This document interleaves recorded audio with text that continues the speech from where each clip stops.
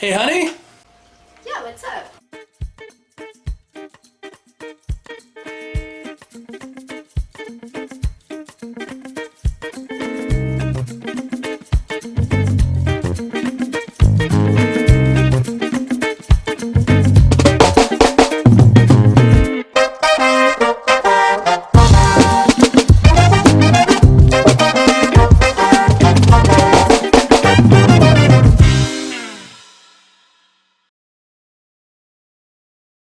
Hey everybody, I'm Fen, I'm Laura. and this is Recipe Roulette, a cooking show where we... Choose a cookbook, open to a page at random, and we make what it says. And tonight we're making... A Rosemary Veggie sausage pizza, and this is going to come from the Bon Appetit cookbook. Alright, let's show everybody the ingredients. Okay. Okay, so the first thing you're going to need is some pizza dough. I've already spread mine out onto my silicone nonstick baking sheet. Make assembly a little easier. Then you're going to need 2 tablespoons of fresh rosemary and 9 cloves of garlic pressed. 6 tablespoons of balsamic vinaigrette and 3/4 cup of olive oil. About 2 cups of mozzarella cheese. A heavy garnishing of Parmesan cheese. Enough feta for taste. I'm probably going to use about 1/4 to 1/2 cup.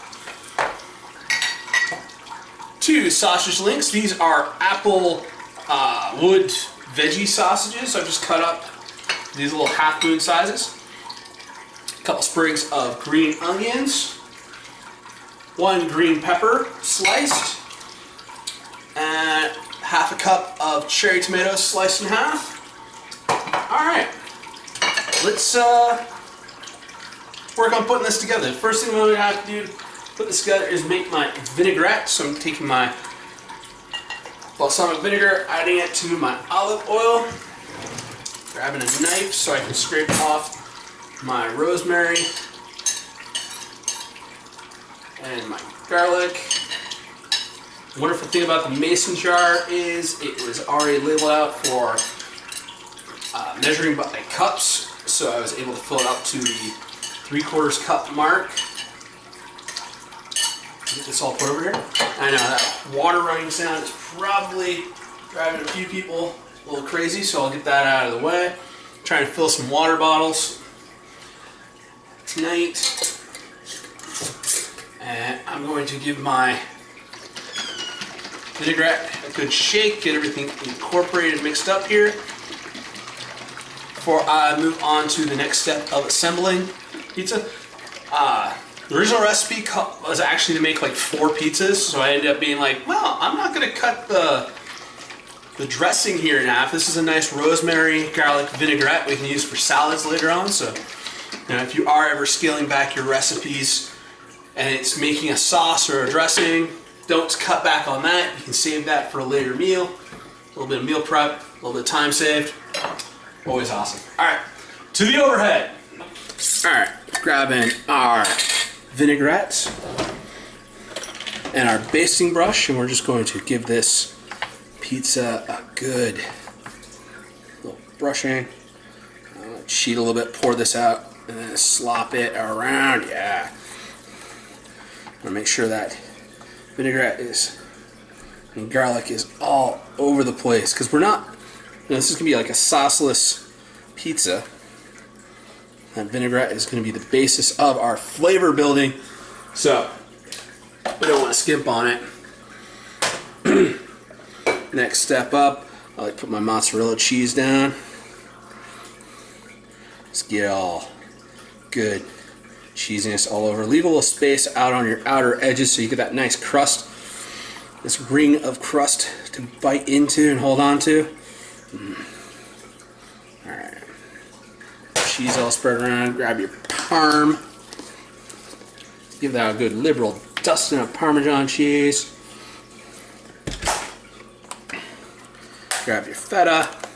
Oh, I forgot to open up the packaging.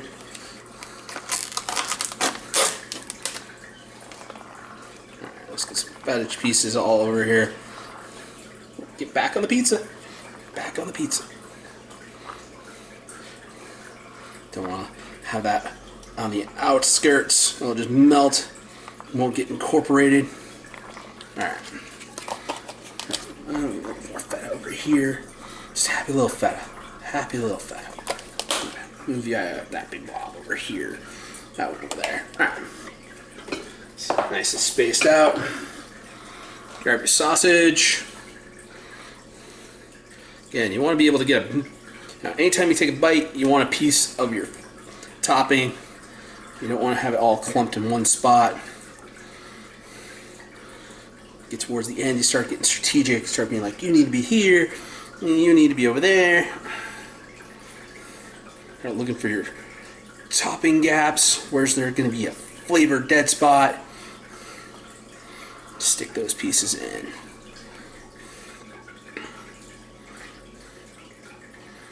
Okay. Move that over there. I'll spread those out a little bit. Okay. Next up, your tomatoes. And just go around, plopping them down. Looking for places where you want to put one. Give them some nice space. Unless you got a picky eater, you might want to load certain toppings onto one side of the pizza as opposed to the other side.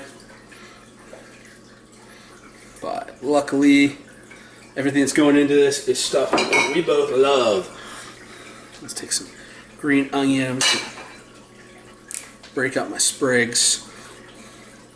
The same thing, just kind of drop them down. Make sure everybody gets a little color and a little flavor.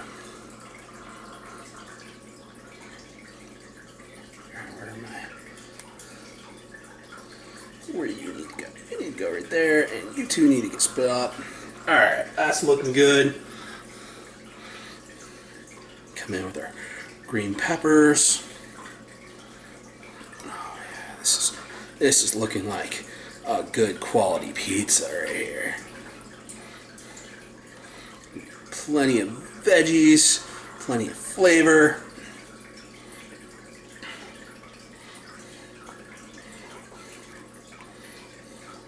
I love to just pile the toppings on. It's also one of the reasons why I like leaving this good outer ring. Let that dough come up, kind of like barricade your toppings. Yeah, that's looking great. Alright, pizza's ready. Gonna put this in the oven for about 15 minutes at 425. That's my usual pizza cooking time, but I am gonna keep an eye on it. But we'll be back for the first bite. Okay, this just came out of the oven, so do not criticize us for knife and forking our pizza. It's probably a little too hot to handle. We ended up letting it go for 22 minutes to get everything nice and cooked.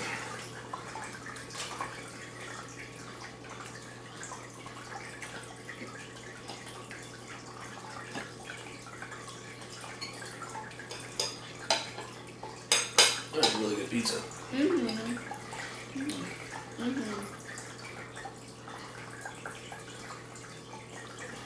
Yeah, I think I would want a little bit more of the sauce dressing. Yeah.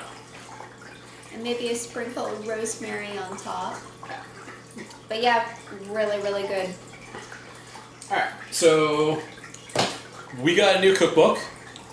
Pick this one up at Goodwill. The Essential Indian Instapot Cookbook. And this was brought to us by? Instapot. No, he said it was the Ministry of Curry. Oh, well, yes. It's authorized by Instapot, and it is made by the Ministry of Curry. So both. Okay, so next week, from the Ministry of Curry and authorized by Instapot, mixed vegetables and tomato and cashew sauce. Ooh. That sounds good. It does. So, thanks for joining us, and we'll see you next week. For some Instapot curry. All right, peace. Bye, everybody.